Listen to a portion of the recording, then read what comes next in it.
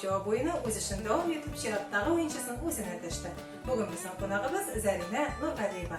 Zarina, xayrli kun. Xayrli kunlar. Xayrli nechik? Allohga shukr. Ya'ni biz ikshotmiz. Bizning o'yinga kelganingiz uchun bek so'raflatsizlar. O'yinni qoidalarini bila turasizlar. Endi 5 so'rov, 5 turli javob. Hamda mana bu mening qo'ldagi 1 minut sertifikat, mana bu konvert, shunday sertifikat. Bundan mana shu konvertda bilan birga seni qo'lga qo'yishak. Demek birinchi so'rov bo'laydi. Bizning baliq pistasi rayonida Roslexozbank bor edi. Roslexozbank o'rnida ilk nendek kibit bo'lgan. U kibitni sen bilarga tegish. Men o kibitni bilaman. Bilasizmi?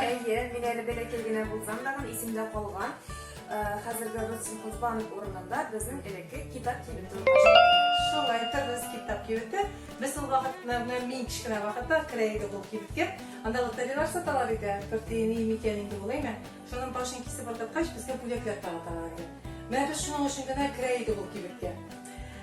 Ikkinchi so'rov. Baliq pistasi rayonining qaysi avlida portlar yurtda o'rnashgan? Men qizg'anish motor ko'rinish tugul, ammo lekin bizning rayonda u yurt bor. Bizning rayonimizda anday avul var. Onun ismi Karnavuk. Karnavuk hamanda bizim evlerimiz, babalarımız motorlar yaşayıp yatırlar. Üçüncü soru, eng so'rov. Shishaka yaratasizmi Zarina? Yaratasizmi, ayni. Landish shishagini biz bitimizda bilamiz. Landish shishagining necha yaprog'i bor? Xotin qiz bo'laroq men bu so'rovga bir javob berga tegish. Landish shishagining 2 yaprog'i bor. 2 yaprog'i bor. To'g'ri. To'rtinchi so'rov, eng g'ariz so'rovlarning birisi. Muqomay shi'irini kim yozgan? Men o shi'irni bir yaratib o'qiyim, qabat o'qiyim. Sizlar o'qiysizlar. Kim yozgan o shi'irni? Muqomay shi'irin bizning Hadi Toptosh yozgan. Ham 5-chi so'rov, asrak og'irroq so'rov emas. Lekin mana shu konvert ichidagi 1 minglik sertifikat u seniki bo'lacak, agarda sen 5-chi so'rovga ma'qul etib javob bersang. Rus yozuvchisi Lev Tolstoy nechanchi yilda tug'ilgan?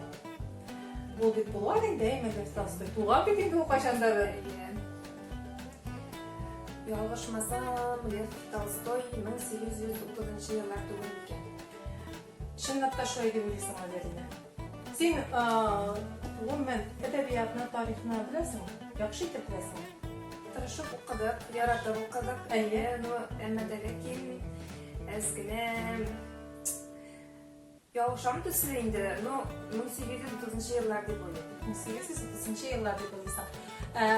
Kim o'qitdi adabiyotdan, tarixdan?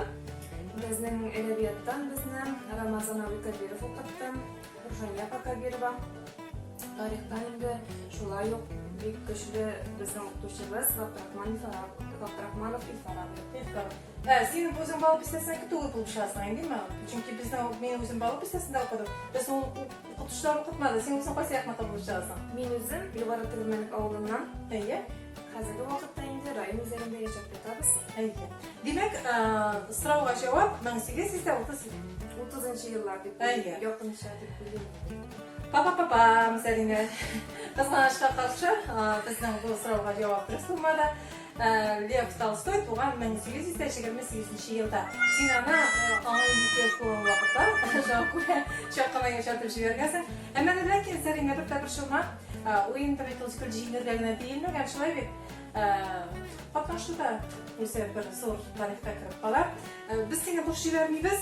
Mana shu o'zimizning logotip tushgan motor bokalimizni senga bo'laklaymiz. Shu bokalimizdan hech kim sayin bizning Avul xabar redaksiyasi biz qilamiz. Yana Bek zo'r rahmat. Qilishlar yash motor sekimli bo'lib qoldi. Bek zo'r rahmat. Sog' bo'lasiz. Do'stlar, biz sizlar sog'lashamiz. Agar sizlar bizning o'yinimizda qatnashsangiz kerak ekan, shaltiratingiz bizga tuvardagi nomer qo'ying.